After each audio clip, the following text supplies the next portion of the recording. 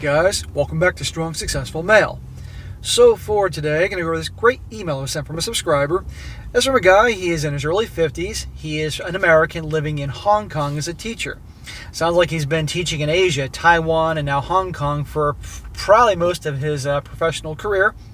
And he's writing in to share with all you guys and me how he was the typical nice guy doormat for pretty much his entire life.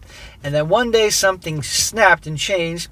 He started watching my channel, probably other channels as well, and he started putting into practice all the things he was learning about not being the Mr. Nice Guy, not the pushover. And it was a night and day difference in terms of how things are in his professional life. Because at his job, he was constantly being disrespected, taken advantage of, all these types of things, and he would just allow it. Now, he was going through a very dark depression because of 2 failed marriages. He lost his child, so he was worn down. And ever since he started applying what he's learned here, it's been like magic. And not only is everybody treating him with unbelievable respect, but all these female teachers that he teaches with over in Hong Kong, female students, their mothers, a lot of them have the hots for him now. Now he's acting like a masculine man. And it's amazing the effect that this type of what happens when you start standing up for yourself, having self-respect, and not taking crap from anybody, and being a masculine man that all you have deep down. And this also goes to show you that you can teach an old dog new tricks because he's in his 50s. You know, guys, I don't want to hear that I'm too old, I can't change. Bullshit. You just have to make the effort. But before I go into this main story, I have a very quick short story I also wanted to cover here about a guy who also has gone through some BS in his marriage and finally kicks the wife to the curb when enough is enough. So for the first story, guy says, hey SSM, I've been watching your channel for a hot minute and I've seen your posts of stories and molded over. So I'm going to give you mine. All I hope is that it'll educate other men and keep them from making the mistakes of marrying anyone in the modern West. Well, I'm sure it'll help a few guys out from marrying any Western gals, but a lot of guys are going to marry Western gals anyway. So most of this happened a few years ago, but I'm trying to kill the matrix, so here's my story. My ex and I had been together for about 7 years total. Most of the relationship was up and down over the course of those years. So if I earned any smacks, it's for marrying, even though it only lasted for 18 months before I caught her in lies and messing with her coworkers. So the whole time it was turmoil. Oh great. Sure, any relationship, marriage can have ups and downs, but there's degrees to that. Sounds like this was constant drama. She definitely is a covert narcissist and master manipulator. Well, they go hand in hand. I work a more than full-time job. I'm 6 feet tall, told I'm good looking, told anyone would be lucky to have me. Well, it's one thing to be told, that's one thing to be told that, and then there's a reality. You know, gals will say, oh, you're the guy that every girl wants to marry, and yet, well, they're not hooking up with you, they're hooking up with lowlives. After meeting at a coffee date, things progressed pretty normally as far as relationships go.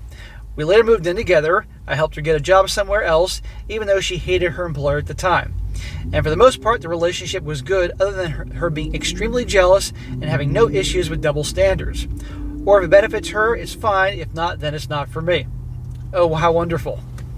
Extremely jealous? Well, she's probably jealous because she herself knows that she's a cheater. And so she's being possessive and watching everything you do because she knows the tricks. Anyway, she trickle-truthed me the whole relationship, and that includes the biggest portion of it after we got married. What got my attention as an issue more than anything else, she has a coworker who she keeps mentioning more and more. When women bring up a certain guy a lot, there's a reason for that. You know, a lot of times it's, this is your replacement if you don't stop doing what, in my opinion, you're doing wrong. And that says a lot. This is why women, if a guy brings up another woman, and it could be just, you know, the friendly lady at CVS who's 82 years old and weighs 350 pounds, who has no attraction to, if he's bringing her up enough, immediately she's like, he's cheating on me. It's like, no, I'm just commenting about, you know, the CVS lady who's really nice to me.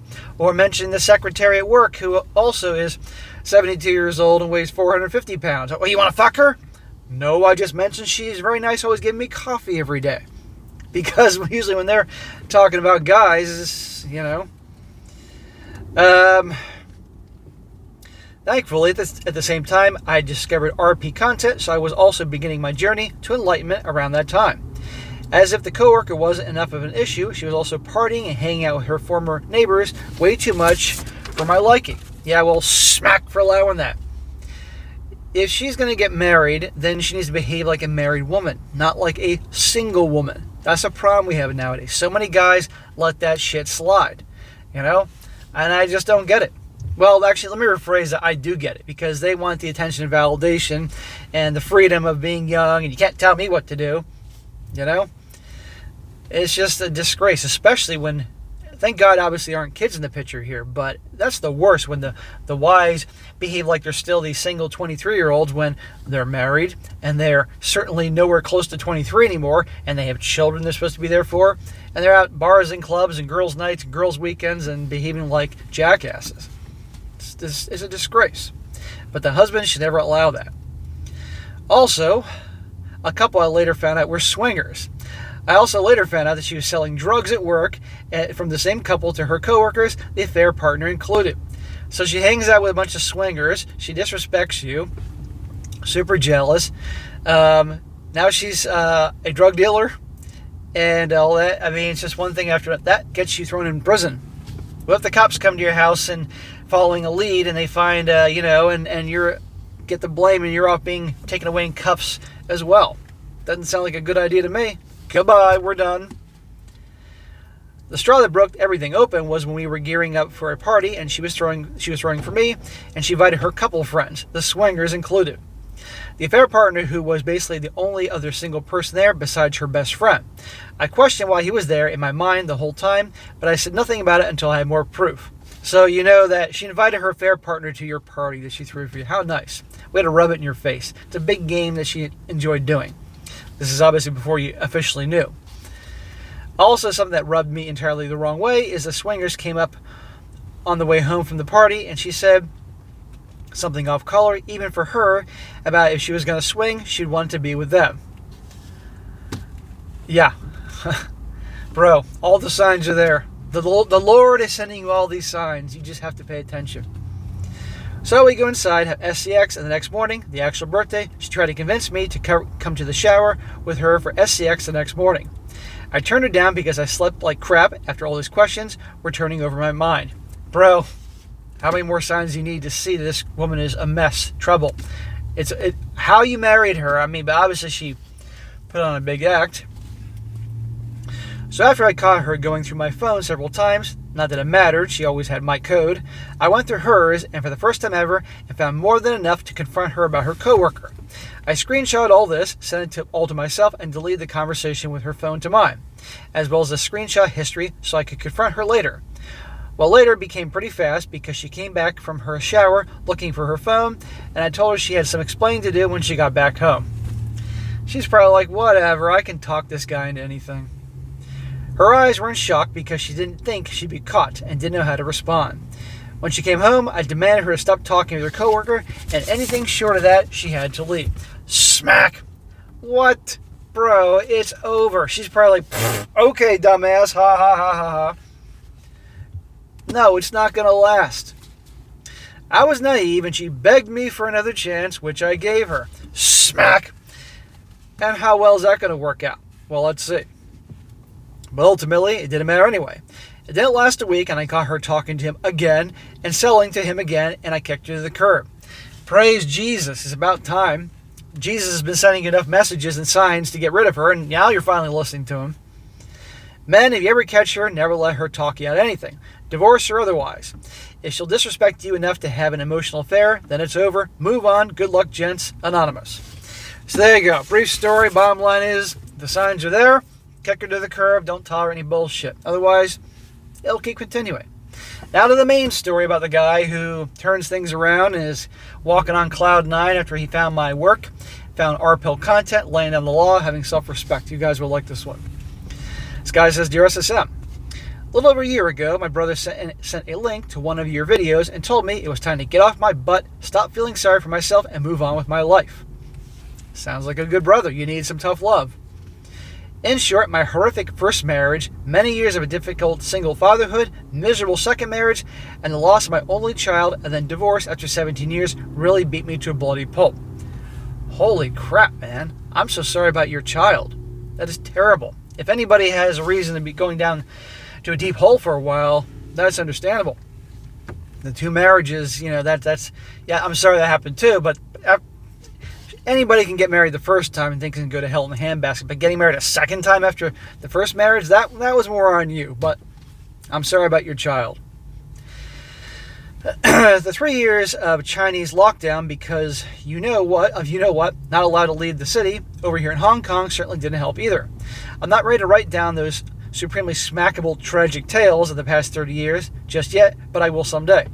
But for now, I want to briefly share with you how your content has changed my life currently. Bro, I love stories like this. I love to know that even though I'm here in the hot fucking car here, because I started later today, normally I film my videos in the morning, but I had slept in today, that me doing that in the hot fucking car, and yes, it's hot here in Florida, is helping some guys out there. I'm the only male in the English department of 25 local Chinese women aged 23 to 50 in a public primary school. I've been at my current school for 15 years, 20 years total in Hong Kong, and have worked my butt off to build up an impeccable reputation and rapport with students, parents, and colleagues. I've always thought the ladies at work treated me well and generally liked me, as I've gone on my way to be helpful and supportive to each of them far beyond my job description. So you're Mr. Nice Guy. How's that work out, even in Hong Kong? Indeed, some of them I consider to be good personal friends. They all treat me well, very well outside the classroom. However, there were some things on a professional level that would really tick me off. Yeah, I'm sure they all like you and think you're a great guy, but that's what happens to nice guys. Like, people, oh, he's a great guy, but then they take advantage of him. And no self-respecting guy should be or wants to be taken advantage of. For starters, since everything is in Chinese, it is their job to inform me of meetings or activities that I need to participate in, etc. However, I'm always the last person to be told what is going on. Sometimes they even be walking out the door to go home when they frantically yell at me that I cannot leave. Seriously, it was getting to the point that I could not plan jack shit after school, because I never know if there's ever going to be any BS meeting, which will always be in Cantonese, of course, and my presence really wouldn't be necessary anyways. Well, that's when you say, hey, nobody told me about this. I'm heading out of here. Next time you inform me, let me know at least a couple days in advance of any meetings. I got plans, because obviously you're in a position there that they need you, so it's not like they're going to fire you. That's what I would do. Sometimes I get frantic WhatsApp messages on Saturday mornings informing me of some activity at school starting 30 minutes or so. Again, you're not reaching out to me on a Saturday. I don't work on the weekend, in case you don't. And you also let me know well in advance, otherwise I'm not attending these things. Oops, so sorry, they'd say, we forgot to tell you. Lots of unprofessional BS like that. But for all these years, I never got angry, never fussed at anyone, and I never said no. Smack! Probably because you've been worn down because of all the problems you've had in your life. Understandable, but still. I would just smile and do whatever it was. See? Then they know they can keep doing that to you. In essence, they may have liked me for my classic Mr. Nice Guy, helpful and friendly personality, but they sure as hell didn't show me any respect professionally. Because they didn't respect you. And yes, you can accurately guess how I acted during my failed marriages as well. Yeah, plenty of smacks there. You were Mr. Nice Guy, and look what happened. So after months of binge watching your 3 channels, I go through 10 to 15 backlog videos a day. I implemented some changes in my behavior at work. I started standing up for myself. I began saying no to unreasonable BS and politely point out that it was their job to inform me what was going on that pertained to me in advance, not at the last minute as had been the norm for years. Good for you, man. Now, gentlemen, watch what happens in this guy's life, his professional life, when he starts laying down the law, when he starts applying this material and the things I talk about. And not just me, there's other good guys out there that provide good content. I was never rude or discourteous. In fact, since I began watching your videos, I've become amazingly more calm, collected, and reasonable both on the inside and out. Good. I don't want you being some emotional jackass. Gotta be calm and cool. I'm still as helpful as I can be to them individually, but not if it disrupts my own work or plans. No more of this last-minute BS when they have known for days or even weeks in advance. Good. See what happens. Notice you didn't lose your job, right? My job is not the same as the local Chinese teachers. I'm the native English teacher. I'm originally from Louisiana and in the classroom. I am always paired with one of these 25 local teachers where I visit each 4th through 6th grade classes, 21 classes total, just once a week. Each of these ladies has distinctive personalities, teaching styles, etc. Some are hardworking, others are lazy as hell. Well, that's life anywhere, whether it's Hong Kong or Louisiana or down here in South Florida. In the past, I've always taken great pains to be flexible to their moods and wants in the classroom. Never push them to do their jobs if they're unwilling to do so. Nope. Can't be that way. You know, the happy wife, happy life philosophy. I would just smile and keep going. Classic Mr. Nice Guy. Yeah, and where'd that get you? No more bye-bye. Now I go in and take charge, respectfully pushing the women to do their part, which is to assist me in the lesson, translating, discipline, etc. Not just turn their brains off and take a break when I walk into the room. Well, that's what they were used to. The old you let them get away with it. They're not messing with the new you. In short, I began demanding for them to do their jobs, not asking, but telling them in a deep baritone voice to assist me as it's their job.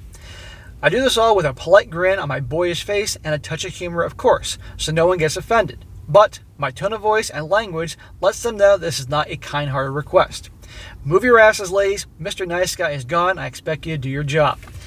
Amen. Hell yeah. Good job, man.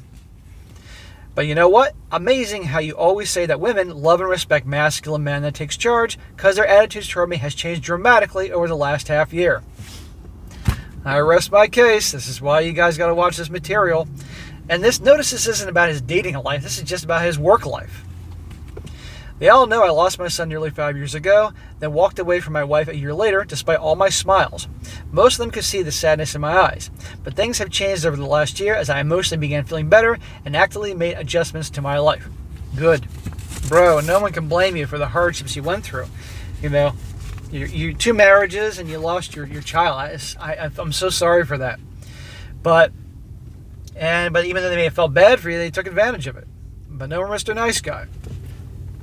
The single and married teachers and many of the students, mothers too, have begun flirting like crazy. Imagine that.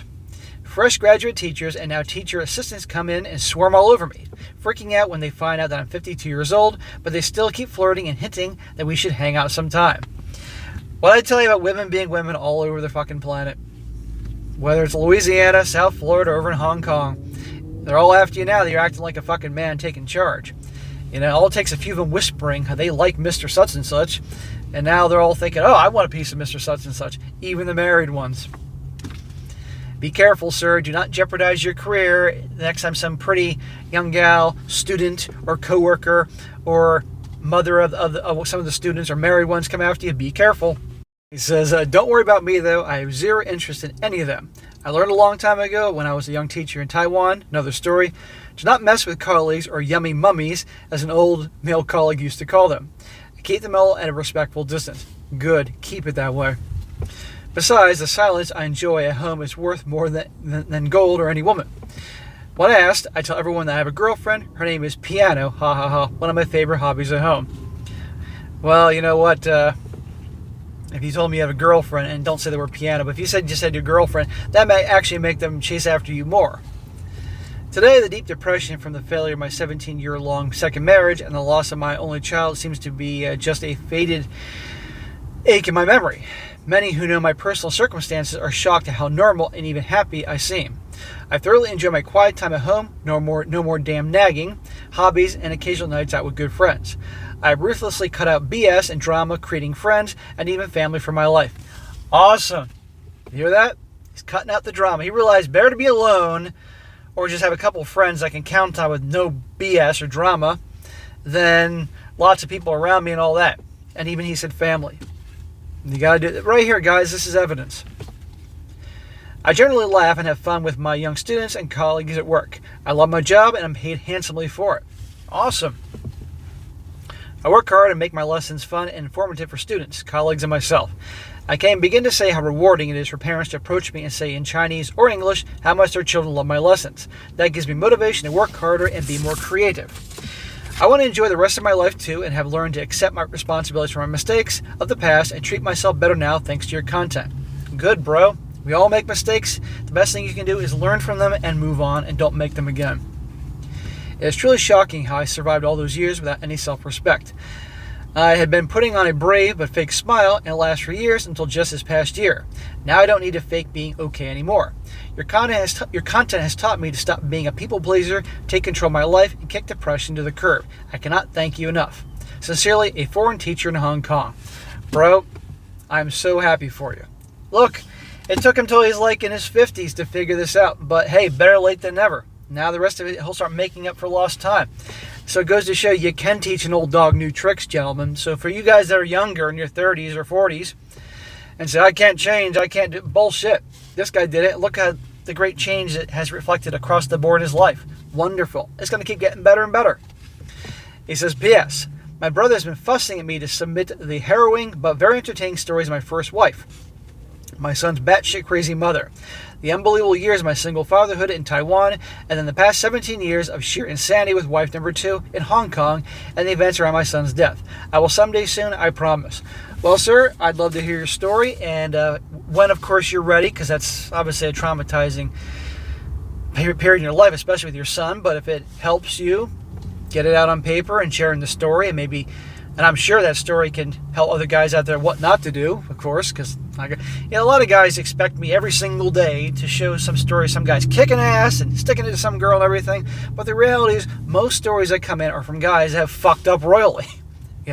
Or are fucking up and need guidance. They need to hear the stories of guys fucking up and where they're going wrong to help learn to become a strong, successful male, if you will. I love to do stories all the time, these kick-ass endings and revenge and all that, and but it isn't always that way. It's just that guys go through hard times and then they learn, So, but this one here, this guy, we didn't hear all the train wrecks for the past 17 years, but now we're hearing how he's Mr. Nice Guy, kicking butt, and that's awesome. I'm happy. So, get all sorts of stories on here, guys, that can help. Everything has value, can help guys out. But of course, sure, we love the stories with a great revenge, but that's just not going to happen every day. It's unrealistic.